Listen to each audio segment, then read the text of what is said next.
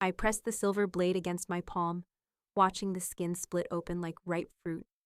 Blood welled up, bright and accusatory in the dim light of the confessional booth. I didn't flinch. Pain was temporary. Duty was forever. The cathedral smelled like centuries of prayers. Beeswax candles, old books, and something darker underneath.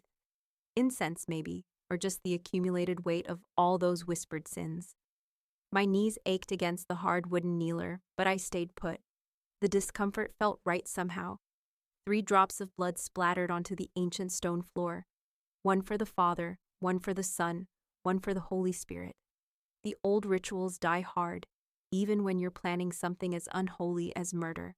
Forgive me, I whispered. Though I wasn't sure who I was talking to anymore. God, the church, myself? For 3 months I'd been translating between the church elders and the werewolf delegations, sitting in stuffy rooms, turning threats into diplomacy, watching both sides smile with too many teeth. I knew 7 languages fluently, but tension has its own dialect, and I'd become fluent in that too. Tomorrow they'd sign the treaty, peace between humans and the beasts that had terrorized our borders for generations.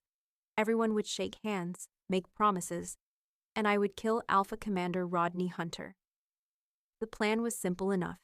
Get close during the reception, use my Omega scent, the one thing the church couldn't fake or replicate, to draw him in. Then slide the silver blade between his ribs while he was distracted by what Father Troy called my natural allure. Quick, clean, holy work. They're abominations, Troy had told me, his voice flat as a blade.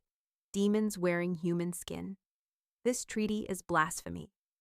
I'd seen the evidence myself. Villages burned, children orphaned. The church's archives were full of atrocities committed by werewolves. And I believed. God help me, I believed every word. My blood dripped steadily now, forming a small pool on the stone. Omega blood. Rare, even among humans, intoxicating to alphas, especially werewolf alphas. The perfect weapon. I'd never met Commander Hunter, but I'd seen him from across meeting rooms. 6 foot something of barely contained violence. A scar slashing across his face that looked like it had been put there with claws. Eyes that sometimes flashed inhuman colors when the discussions got heated. The perfect target. The perfect monster. Give me strength, I whispered, pressing harder with the blade. The pain cleared my head. Made everything simple again. The confessional door creaked. I froze, knife still pressed against my palm. Nobody was supposed to be here. The cathedral was closed for the evening, the treaty delegates all at some formal dinner I'd begged off from, claiming a headache. I'd made sure of it. The booth was tiny, just a wooden bench, the kneeler, and the latticed window separating penitent from priest. Nowhere to hide. I slipped the blade into my sleeve, but there was nothing I could do about the blood. The door swung open. The man who filled the doorway blocked out all the light from the cathedral beyond. For a confused second, I thought it was Father Troy come to check on me. But Troy was a small man with narrow shoulders. This man. I looked up and up. Commander Rodney Hunter stood in the doorway of the confessional, his massive frame nearly touching both sides. He wore no formal uniform tonight, just a simple shirt and pants that did nothing to disguise the power in his build. The scar on his cheek looked silver in the candlelight. My target. My mark. The monster I was meant to kill tomorrow. You're bleeding, he said, his voice deeper than I expected. Not a growl exactly, but something that vibrated in my chest all the same. I clutched my wounded hand to my chest, smearing blood across my shirt. What are you doing here? My voice came out steady, thank God. His nostrils flared slightly. I caught your scent. My heart stuttered. This wasn't part of the plan. I wasn't supposed to be alone with him, not without backup, not without preparation. My scent? Hunter's eyes, green, I realized. Not the amber wolf eyes I'd glimpsed across conference tables, focused on my face with unnerving intensity. I was walking past the cathedral, and I just knew you were here, needed to find you. A cold sweat broke across my back. This was what Troy had warned about. Alphas could track Omegas. It was why I'd been kept away from Hunter during the negotiations, communicating only through intermediaries or in crowded rooms where my scent would be diluted. That's impossible, I said, trying to edge backward, though there was nowhere to go. We've never even met properly. Hunter didn't move from the doorway. I know. That's what makes it strange. He frowned, looking almost as confused as I felt. I've caught hints of your scent before, during the talks, but tonight it was like… He shook his head. I don't know how to explain it. Blood dripped from my fingers onto the floor between us. His eyes tracked the movement, then widened. You're hurt. He stepped into the confessional, crowding the small space. Before I could react, he was kneeling before me, reaching for my injured hand. I jerked back. Don't let me see. His voice had changed, something rough edging into the deep tones. Command laced his words. Alpha command, I realized with a jolt of fear. Everything Troy had told me said I should be terrified, that alphas were violent, unpredictable, that they saw humans, especially omegas, as property to be claimed or destroyed. Instead, Hunter took my wrist with surprising gentleness, turning my palm upward to examine the cut. His hands were warm, calloused in places that spoke of weapons training, but his touch was careful, almost tender. What happened? He asked, eyes narrowing at the clean slice across my palm. Prayer ritual, I lied. Old custom. He made a sound low in his throat that I couldn't interpret. Then, without warning, he tore a strip of fabric from his own shirt. What are you doing? I asked. Bandaging this. He wrapped the cloth around my hand with practiced efficiency. You should have this properly cleaned. It's deep. I stared at him, trying to reconcile the monster from the church's teachings with the man kneeling before me, binding my wound with pieces of his own clothing. His fingers were steady, his brow furrowed in concentration. There, he said, tying off the makeshift bandage. That should hold until you can see a proper healer. Our eyes met, and something passed between us, a current of recognition I couldn't name. His pupils dilated slightly, and I realized he was breathing deeper, taking in my scent. Thank you, I said, the words feeling foreign on my tongue. I wasn't supposed to thank the enemy. I wasn't supposed to notice how the candlelight caught the silver streaks at his temples, or how his hands lingered just a moment too long around mine. Hunter nodded, still holding my bandaged hand in his much larger one. I'm Rodney, he said, as if we were meeting at some ordinary social function and not in a darkened confessional booth with my blood on the floor between us. Evelyn, I replied automatically, then wanted to kick myself. He wasn't supposed to know my name. I was supposed to be anonymous until tomorrow. Just another church translator, unremarkable and forgettable until the moment I struck. Evelyn, he repeated, and something about the way he said it, like he was tasting the word, sent a shiver down my spine that wasn't entirely fear. I pulled my hand away, and he let me go without resistance. The cloth around my palm was already spotted with blood, but the bleeding had slowed. I should go, I said. Hunter stood, his height forcing him to duck his head slightly in the confessional. So should I. He stepped back, giving me space I hadn't expected. The delegation will be missing me. I nodded, not trusting myself to speak again. Everything felt wrong, tilted sideways from what I'd been taught to expect. Werewolves were supposed to be aggressive, domineering. They weren't supposed to bandage wounds with gentle hands and respectfully step back when you pulled away. As he turned to leave, he paused. Will I see you tomorrow, at the signing? My silver blade felt heavy in my sleeve. Yes, I said. I'll be there. Something that might have been a smile touched his lips. Then he was gone, the confessional door swinging closed behind him. I sat alone in the darkness, looking down at the bandage around my hand. Evidence of care from the very creature I'd sworn to destroy. The certainty I'd felt just minutes earlier wavered, like a candle flame in a sudden draft. For the first time since accepting my mission, I wasn't sure I could go through with it. I've been watching you, Rodney said, his voice low enough that it wouldn't bounce off the confessional walls.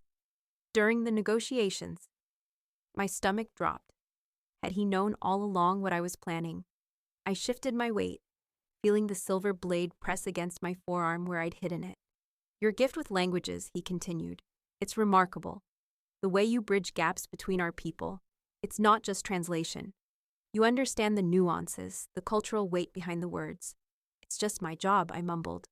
not expecting praise from the very man I was meant to kill. Rodney shook his head. No, what you do, it's rare. I've seen translators before. They convert words, sentences, you connect worlds. The bandage he'd wrapped around my palm was growing tighter as my hand swelled. I flexed my fingers, trying to process his words against everything the church had taught me about werewolves, that they were manipulative, that they used flattery as bait. This treaty, he said, looking at the stained glass window where colored light filtered through, painting patterns on the stone floor. It means everything to us. Not as some trick or temporary measure like your church leaders might have told you. It's genuine hope after centuries of bloodshed. I frowned. The church says many things. His green eyes fixed on mine. Tell me something. Have you ever been to the border villages, the ones under werewolf protection? I hadn't. Those areas were forbidden to church officials without special dispensation. No. But you've seen the villages under church control? Images flashed through my mind. The hollow-eyed children, the tithes collected even when families couldn't afford bread, the public punishments for minor infractions. I'd grown up in those villages before being selected for church training. I nodded. The villages we protect have full granaries. Their children attend schools. The sick receive care. He wasn't boasting, just stating facts in that deep, steady voice. Your church calls us demons, yet the territories they control suffer while ours flourish. My throat tightened. That's not, they told us werewolves raid human settlements, that you take children. Who told you? Have you seen it? He leaned forward slightly. Or have you only heard it from the same men who send collectors to take food from hungry families? Something cold and uncertain spread through my chest. I'd never questioned the teachings. Not really. There had been moments of doubt, sure, but I'd pressed my silver blade harder into my skin those times, using pain to focus my faith. Why would the church lie? I whispered. But even as the words left my mouth, I knew dozens of reasons. Power, control, fear. Rodney opened his mouth to answer when a crash echoed through the cathedral, followed by shouts. The main doors banged open. Holmes, a familiar voice barked. Captain Williamson. I know you're in here. Terror shot through me. I was supposed to be locked in the prayer chamber all night for purification before tomorrow's ceremony. My absence would be seen as betrayal. They'll kill me, I breathed, not meaning to say it aloud. Rodney's eyes flashed amber, a werewolf's hunting color. In one fluid motion, he rose and positioned himself between me and the confessional door. His massive frame blocked the entrance completely. Stay behind me, he growled, the sound vibrating through his chest. Commander Hunter, Williamson's voice rang out closer now. Step away from the church translator. She's violating sacred protocol. I peered around Rodney's broad back. Williamson stood in the center aisle, flanked by 4 guards with silver-tipped spears. His cold blue eyes found mine, narrowing with disgust. Consorting with the enemy the night before a holy ceremony, he said. High Inquisitor Henry will be most disappointed, Holmes. Rodney's muscles tensed. I could feel the heat radiating from him, sense the restraint it took for him not to shift forms. She's done nothing wrong, Rodney said evenly. Williamson's thin lips curved into a smile that never touched his eyes. Church law disagrees. Seize them both. The guards advanced. Without warning, Rodney grabbed my wrist, careful to avoid my injured hand, and pulled me toward the back of the confessional. He kicked at what looked like solid wood paneling, and a section swung inward, revealing darkness beyond. Come on, he hissed, ducking through the opening. I hesitated for half a second. Behind me, the church, my mission, everything I'd been raised to believe. Ahead, uncertainty with a man I was supposed to kill. Shouts and footsteps grew closer. I ducked into the passage. The tunnel was pitch black and smelled of old stone and stagnant air. Rodney pulled me forward, moving with confidence despite the darkness. I stumbled over uneven ground, my free hand trailing along the damp wall for balance. How do you know where you're going? I gasped. Werewolf eyes, he said simply, and I studied the cathedral layouts before coming. Always know your escape routes. A spear clattered against stone behind us. They'd found the passage. This way, Rodney tugged me around a corner, then another.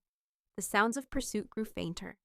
We emerged into a wider section where faint light filtered through cracks in the ceiling. Old wooden support beams crisscrossed above us, and the walls were lined with alcoves holding what looked like ancient ceremonial objects covered in dust. "We can rest a minute," Rodney said, releasing my wrist. "They won't find us easily down here." I sank against the wall, trembling. "Why did you help me? I'm Church. I'm your enemy, your assassin." He crouched beside me, those green eyes searching my face. "Because you were afraid. Because they meant to harm you, and because—" He paused. "I don't think you're as loyal to them as you believe you are." My hand went instinctively to my sleeve, where the silver blade was hidden. I could end this now, complete my mission, return to the church with his body, and be forgiven. But something stopped me, the kindness when he bandaged my hand, the truth in his words about the villages, the way he'd put himself between me and danger without hesitation. "The church has been lying to me," I said, the words painful to speak aloud after years of devotion. "Yes, about everything, not everything. The most effective lies contain threads of truth." His voice was gentle. That's what makes them so devastating when you start pulling them apart. I thought of my training, of the children taken for church service like I was, of the punishments for questioning doctrine, of the villages stripped of resources while we were told it was for their protection. "I don't know what to believe anymore," I whispered. "Start with what you've seen with your own eyes," Rodney said, "not what you've been told to see." I looked at him then, really looked, at the man the church had painted as monster, who had shown me nothing but kindness, at the scar across his cheek that matched stories of church silver blades, at the eyes that held centuries of pain, but still looked at me without hatred. The magnitude of the church's deception began to take shape in my mind, vast and terrible. How many others were there like me? Weapons forged with lies. How many had died because of stories twisted to serve power? The bandage on my hand was stained with blood, my blood spilled in devotion to what I now suspected was a terrible lie. I felt sick and hollow and somehow, for the first time, awake. We sat in that damp tunnel, surrounded by shadows that seemed to dance with the weak light filtering through cracks in the ancient stonework. My hand throbbed under Rodney's makeshift bandage, a constant reminder of how quickly everything was changing. The air smelled musty, like old books left too long in a flooded basement, with undertones of incense that had seeped through the cathedral walls over centuries. "You okay?" Rodney asked, his voice barely above a whisper. I nodded, not trusting myself to speak. Wasn't much point lying to a werewolf anyway. They could smell emotions, or so the church had taught us. The church. Just thinking about it made my stomach twist. "They'll be searching the main cathedral," he said, settling his broad shoulders against the wall across from me. "We should be safe here for a while." "How'd you even know about this place?" I asked, glancing down the dark tunnel stretching away from us. Rodney's mouth twitched. "You think this is the first time the church has tried to ambush us during peace talks?" That hit me like a slap. "What are you talking about, Evelyn?" he said, and hearing my name in his deep voice sent a shiver through me. "What exactly did the church tell you about us? About werewolves?" I swallowed hard. "That you raid our villages, take our children, that you're—" I couldn't finish. "Monsters?" he offered. "Yeah," he let out a long breath. "And you've never questioned that. Never wondered why, if we're so terrible, half the border villages would rather be under our protection than the churches?" I shifted uncomfortably, the silver blade still hidden in my sleeve suddenly feeling heavier. The father says whatever keeps the tides flowing," Rodney cut in, his eyes flashing amber before settling back to green.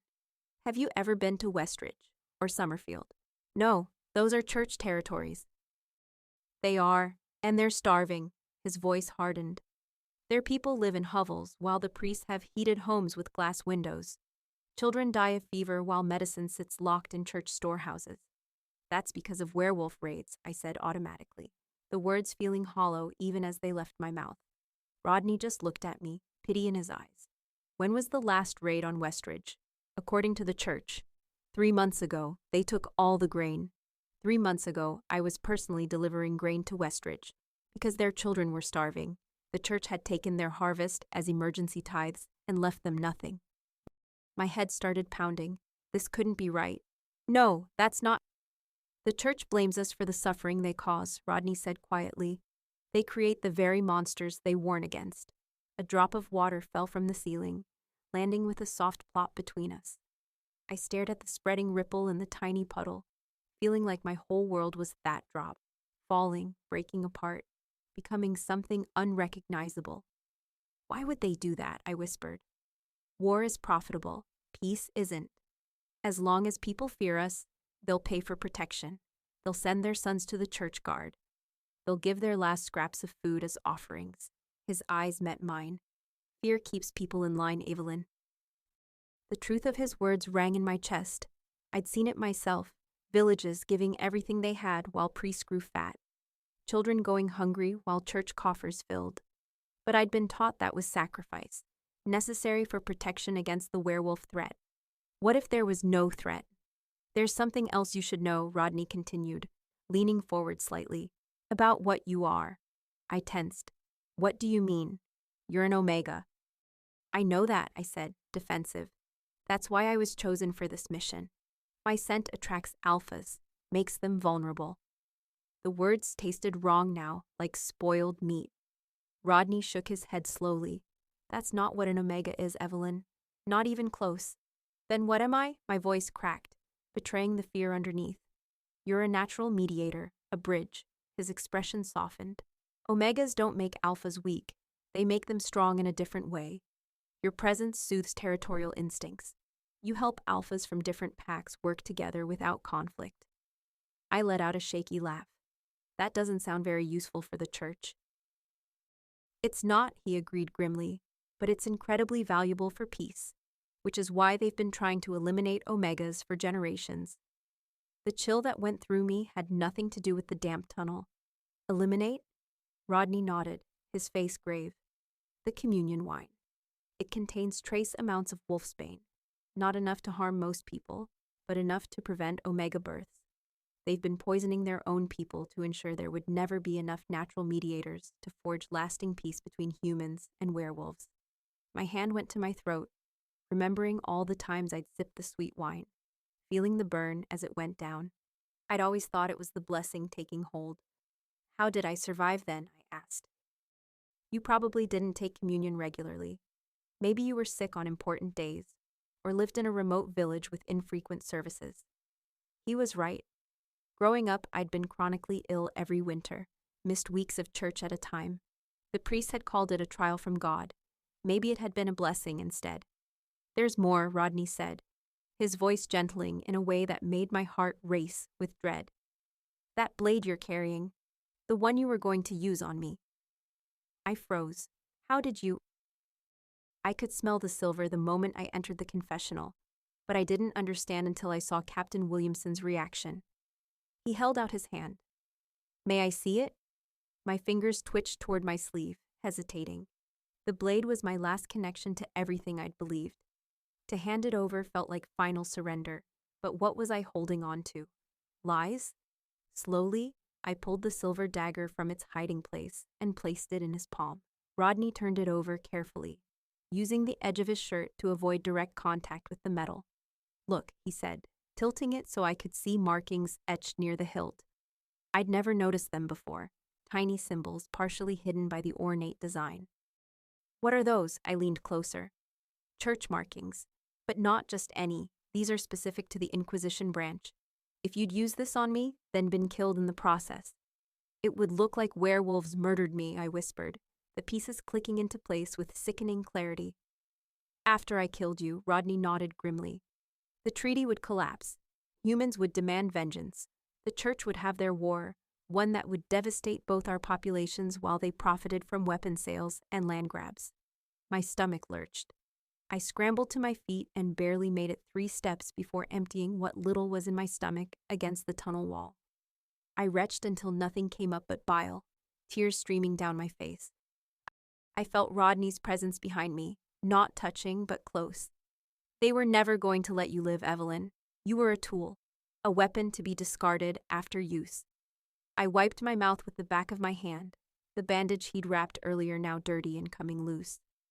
I believed them, I choked out. Everything they said. I was ready to die for their cause. No, Rodney said firmly.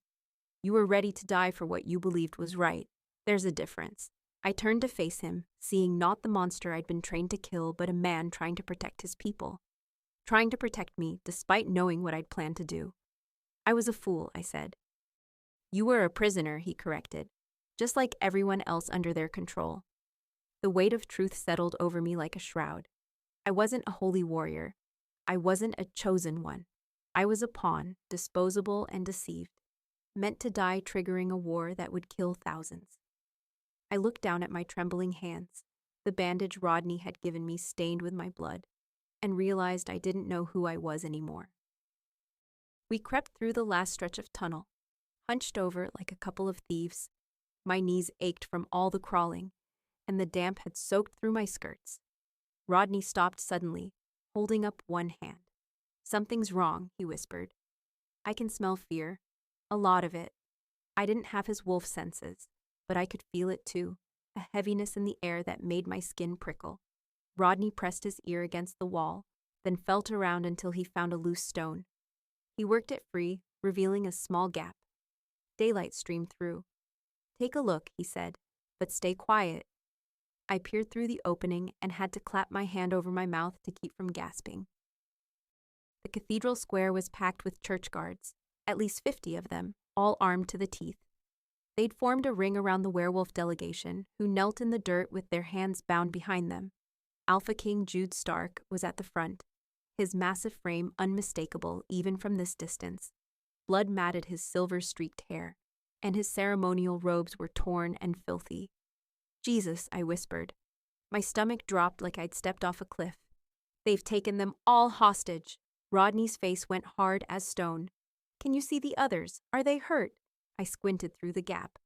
The other werewolves were on their knees too, some bleeding, all looking like they'd been roughed up proper. Church guards stood over them with silver-tipped spears, keeping them in line. They're alive, I said. Beaten but breathing. A hush fell over the square as a figure stepped forward from the cathedral steps. Even from our hiding place, I recognized the elaborate gold-embroidered vestments, the thin white hair, the wire-rimmed spectacles. High Inquisitor Troy Henry, my former superior. I need to hear what he's saying, Rodney whispered. I nodded and pressed my ear to the gap. Troy's voice carried clearly in the still morning air. By the authority vested in me by the Holy Father, I hereby declare these negotiations terminated, he announced. His voice was just as I remembered it, soft but carrying, like a knife wrapped in silk. The creatures before you have shown their true nature by conspiring against the church and plotting violence against our sacred institutions. That's a bloody lie, Rodney hissed. I shushed him, straining to hear Troy's next words. Commander Rodney Hunter remains at large, having abducted one of our faithful translators. Troy's voice hardened. Hunter, I know you can hear me. Surrender yourself immediately, and we may show mercy to your colleagues. My heart hammered against my ribs. Troy was looking directly toward our hiding place, as if he could see through stone. I pulled back from the gap, breathing hard. He knows we're here, I whispered. Rodney shook his head. He's guessing, trying to flush us out. We both went quiet as Troy continued. Perhaps you need motivation, Commander. Troy nodded to Captain Williamson, who stepped forward and drove the butt of his spear into Alpha King Jude's stomach. The king doubled over but didn't make a sound.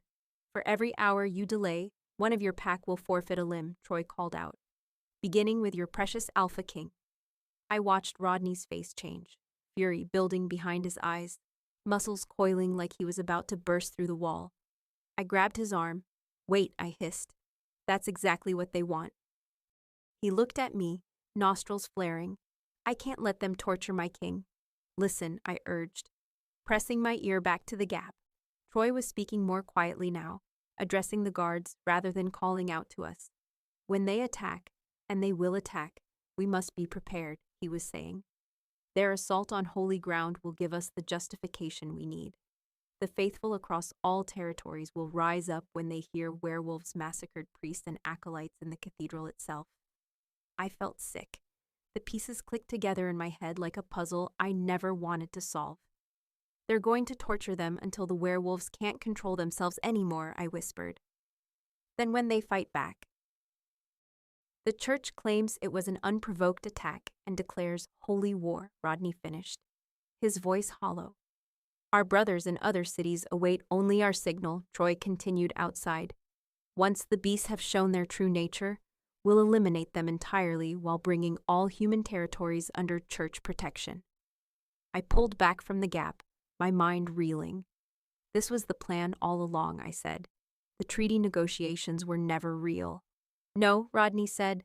They were setting up for war regardless of what happened. My hand went to my sleeve where I'd kept the silver blade, the one Rodney had taken from me. The truth hit me like a fist to the gut. If I'd killed you like they ordered me to, your people would have retaliated against the human delegation, I said, the words bitter in my mouth.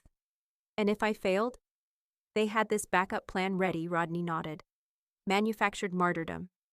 There's more, Troy was saying outside. I forced myself to listen again. The Omega we planted among them, our faithful Evelyn, was never meant merely to get close to Hunter. I froze at the sound of my name. Her blood, her scent, was carefully cultivated for one purpose, Troy explained to someone. When Hunter inevitably succumbs to his base nature and tries to claim her, his protective frenzy will demonstrate to all witnesses the danger these creatures pose to innocent human women. The world tilted sideways. I pressed my hands against the cold stone to steady myself. That's why they chose me, I whispered. The realization burning like acid. My Omega blood wasn't just to get close to you for an assassination. It was to drive you into a frenzy that would justify killing you. Rodney knelt beside me, his face grim. Omegas don't drive alphas into frenzies. That's church propaganda. We're protective of Omegas, yes, but we don't lose control. He shook his head. They've been twisting the truth about our nature for centuries. I looked at the bandage on my hand, still stained with my blood. The blood the church had been using to manipulate both of us. And outside, surrounded by silver weapons and church guards, our people waited for a rescue that seemed impossible. The square had gone quiet, that kind of quiet that presses against your ears, makes your skin prickle. Troy was walking down the line of kneeling werewolves, tapping his ceremonial staff against the cobblestones. Tap, tap, tap. Like he was keeping time for something awful about to happen. I pulled back from the peephole in the wall, my breath coming fast and shallow. They're going to kill them, I whispered. Right now, they're not even waiting. Rodney's face had gone hard as stone. How many guards? Too many. I wiped cold sweat from my forehead. 50, maybe 60, all armed with silver. He closed his eyes for a second, and when he opened them, there was something terrible and resigned there. I need to surrender. No? The word came out before I even thought it. That's exactly what they want. You give yourself up, they'll kill you first. Then the rest, anyway. I can't just watch them die. His voice broke a little. I pressed my eye back to the gap. Troy was speaking now, his voice carrying across the square. That voice that used to sound so wise and holy to me. Now all I heard was the oily smugness underneath. Let this be a lesson, he was saying, gesturing at the kneeling werewolves. Peace with these creatures was always a fantasy. Their nature cannot be contained by treaties or promises. Captain Williamson stepped forward with a long silver blade, the kind made specially for werewolf executions. I'd seen one before, in the church archives. Blessed silver that burned their flesh even before it cut. The first execution will commence, Troy announced, as an example of church justice. My heart hammered against my ribs. Every teaching, every prayer, every promise I'd believed in was crumbling like sand. I'd been nothing but a tool, a weapon they'd crafted to spark a war. And now innocent people, people who'd come in good faith seeking peace, were going to die because of it. I can stop this, I said, the words barely a whisper. Rodney looked at me sharply. How? I didn't answer right away. The idea forming in my mind terrified me. I'd been taught about Omega biology, not the truth, but enough to know what I was capable of. The church had been careful to teach me only what served their purpose. But I understood more than they realized. They want to provoke the werewolves into attacking, I said, to justify their war. Yes, so I'll give them what they want, just not how they planned it. His eyes widened. Evelyn, no. They cultivated my blood and scent to provoke you, right? To drive alphas into a frenzy? I was thinking out loud. The pieces clicking together. But that's not what omegas really do. No, Rodney said quietly. Omegas don't drive alphas to violence. They trigger our protective instincts, our need to defend. And what happens if those instincts get triggered when you're already under attack? Understanding dawned in his eyes, followed immediately by alarm. You're talking about forcing a heat cycle. That's dangerous, painful. And once started, I know what it means. I cut him off.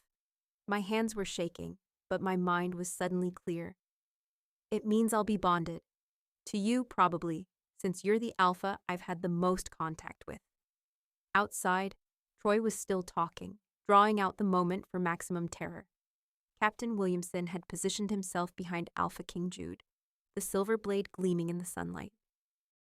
There's no time, I said. They're going to start killing. Rodney looked tormented. You don't understand what you're giving up. I understand exactly what I'm giving up. I met his eyes. My old life. The church. Everything I thought I was. I took a deep breath. But that life was a lie anyway. Before he could stop me, I moved to the gap in the wall and pressed my face against it. The opening was just wide enough that my scent would carry to the square. I closed my eyes and did something I'd been taught never to do. I reached inside myself, to that core of warmth I'd always been told was sinful and dangerous. The part of me that made me Omega. The church had spent years teaching me to suppress it, to deny it, to fear it.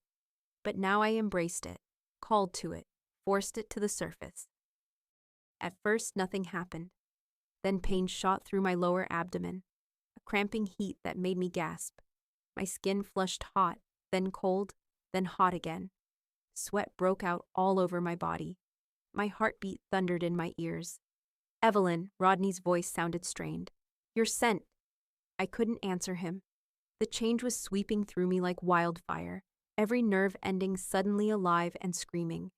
This wasn't like the fake heats the church had induced in me during training. Controlled, partial things meant to teach me how to use my scent as a weapon. This was real, primal, unstoppable. Through the gap, I saw the moment my scent reached the square. Alpha King Jude's head snapped up first, his nostrils flaring.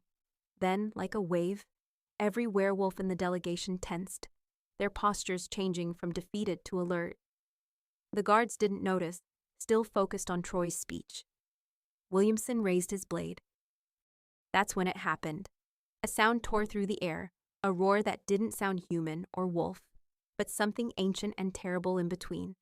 Alpha King Jude had broken his restraints with one violent motion and lunged at Williamson, catching the man's wrist before the blade could fall. Chaos erupted. The werewolves, driven by instinct to protect an Omega in heat, broke free from their bindings with strength that shouldn't have been possible. Guards shouted in confusion. Silver weapons clattered against stone. Behind me, Rodney was breathing hard, fighting his own instincts. We need to get out there, he managed to say. Now. He slammed his shoulder against the wall where the loose stones were, once, twice, and on the third hit, a section crumbled outward. Daylight flooded the tunnel. I stumbled out into the square, barely able to stand as the heat pulsed through me. The scene before me was pandemonium. Werewolves had the upper hand now, their movements faster and more coordinated than the surprised guards. They weren't killing, I noticed that immediately, just disarming and disabling. Troy was backing away, his face twisted with shock and rage. The Omega, he spat when he saw me. What have you done? Rodney emerged behind me, his presence at my back solid and radiating fury. She's done exactly what you wanted, he growled. Shown everyone what werewolves do when threatened. Troy's eyes darted between us, calculation replacing his initial surprise. She's triggered a frenzy. You've proved our point. You're animals. Look again, Rodney said, his voice deadly calm. Not one of your men dead. Just subdued. It was true. The werewolves had the guards pinned or disarmed, but weren't tearing throats or ripping limbs as church propaganda claimed they would. A wave of dizziness washed over me, and I swayed on my feet. Rodney's arm came around my waist, steadying me.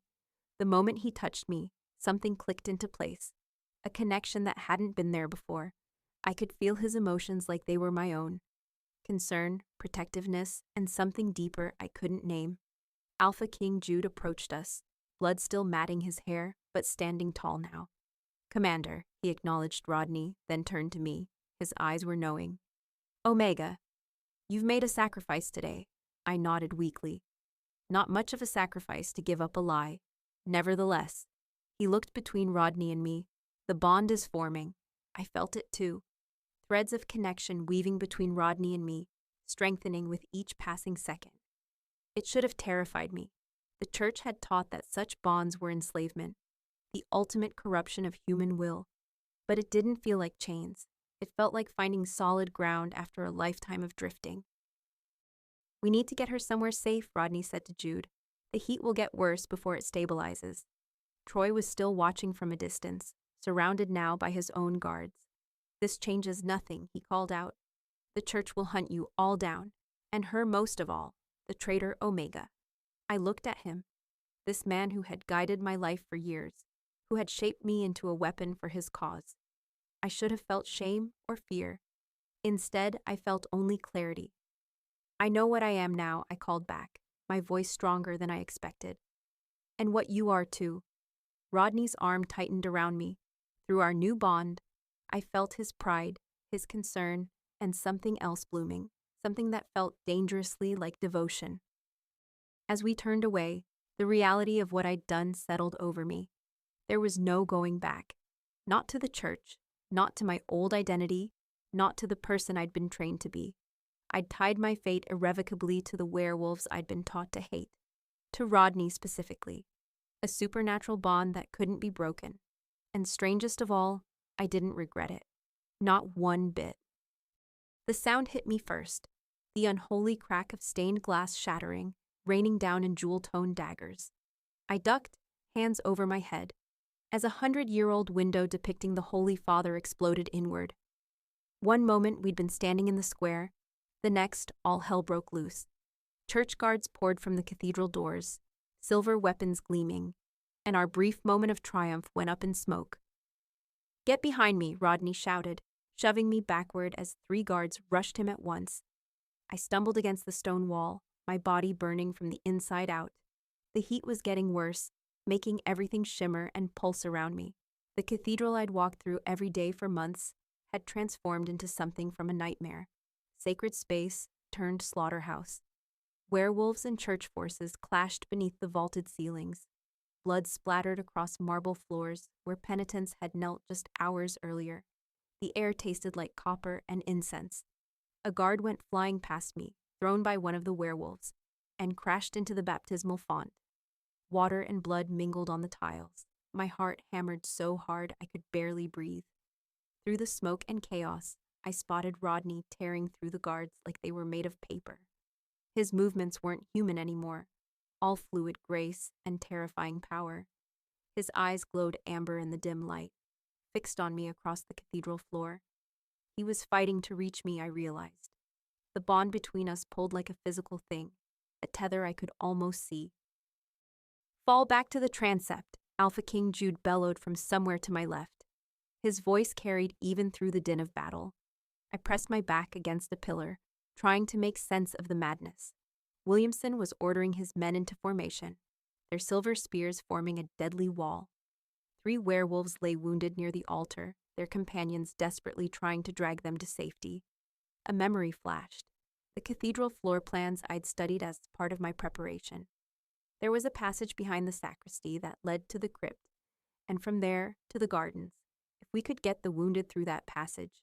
I pushed away from the wall, my body moving before my brain could catch up. I'd been trained to translate, not fight. But something new was coursing through me now. Instinct, or maybe just desperate survival. I understood what was happening to the werewolves in a way I never could have before. They were fighting, but they were also protecting me, each other, the bond that had begun forming in this very cathedral. "This way," I shouted, waving toward a small wooden door partially hidden behind a tapestry. "There's a passage to the gardens." One of the werewolves, a woman with short dark hair and blood streaming from a gash on her forehead, caught my eye and nodded. She started hauling one of the wounded toward me. I yanked open the door, the ancient hinges screaming in protest. Behind me, something massive crashed to the floor. I spun around to see one of the stone pillars crumbling, dust billowing through the air. The cathedral itself was coming apart around us. Move, I urged as the first of the wounded reached me. The woman half carried, half dragged a younger male werewolf, whose leg was bent at a sickening angle. His face was gray with pain, but he made no sound. Through here, down the stairs, then left at the bottom. She nodded again and disappeared into the passage. 2 more wounded followed, supported by their packmates. I turned back to the battle, searching frantically for Rodney. The smoke was thicker now, something was burning. Tapestries, maybe, or the wooden pews. Flames licked up the walls where candles had toppled. There, a flash of movement near the altar.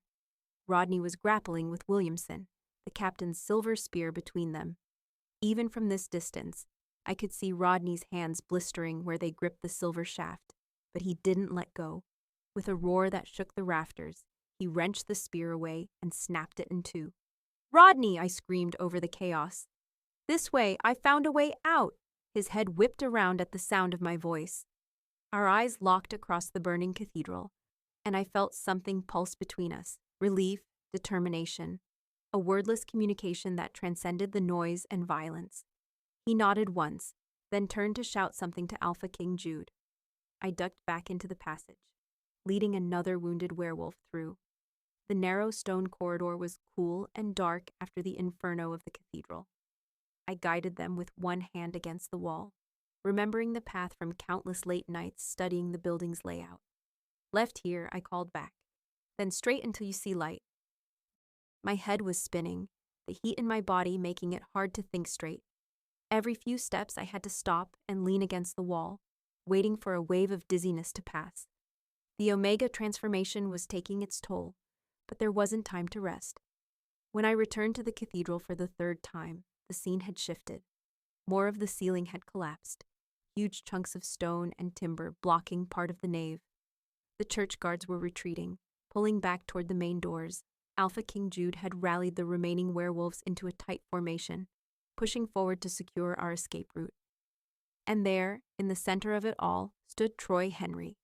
His gold vestments were smeared with ash and blood. His wire-rimmed spectacles cracked but still perched on his nose. He held a silver dagger in one hand and what looked like a scroll in the other.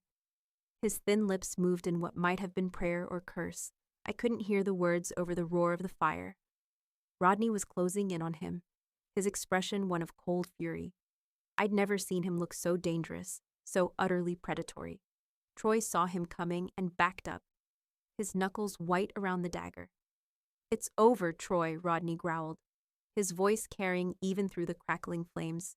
"You've lost." Troy's face contorted with hatred. "This is just the beginning. The church will never accept peace with monsters." "The church doesn't speak with one voice," I called out, stepping forward.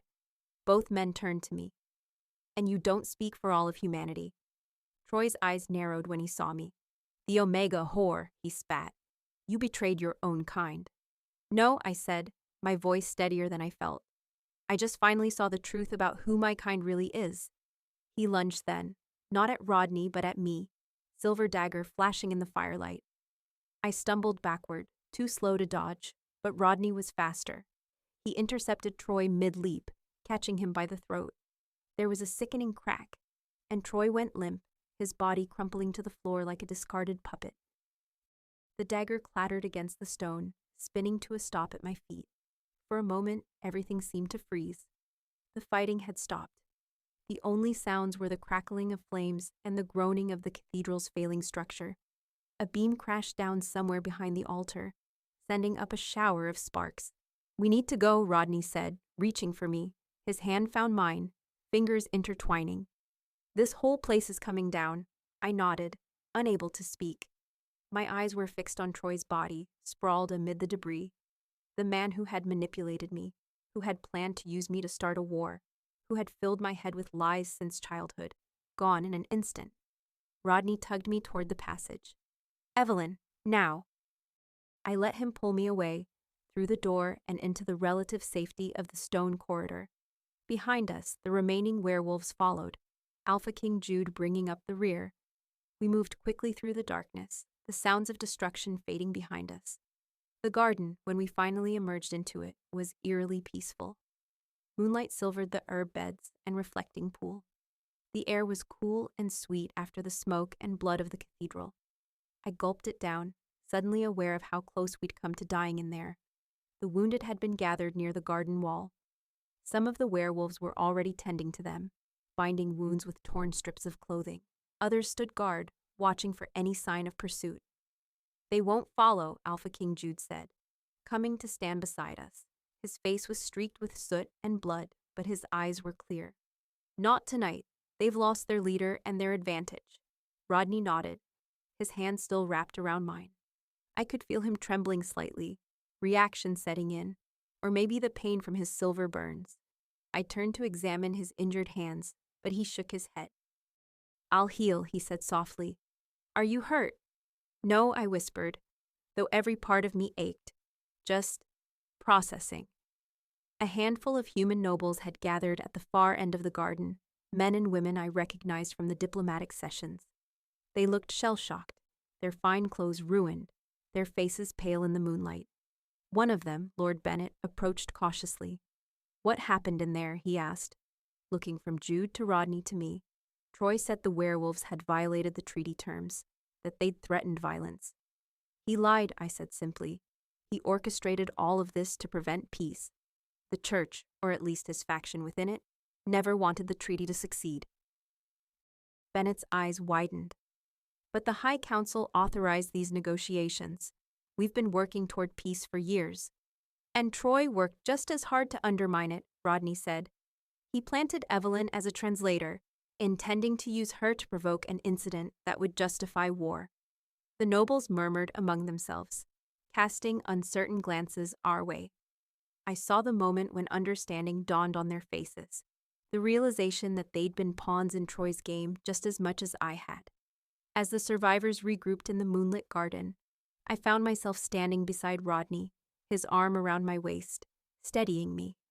The bond between us had strengthened during the battle, a warm current flowing back and forth. I could sense his exhaustion, his relief, his concern for me. The cathedral that was meant to witness peace had instead become a smoking ruin, a graveyard for centuries of lies.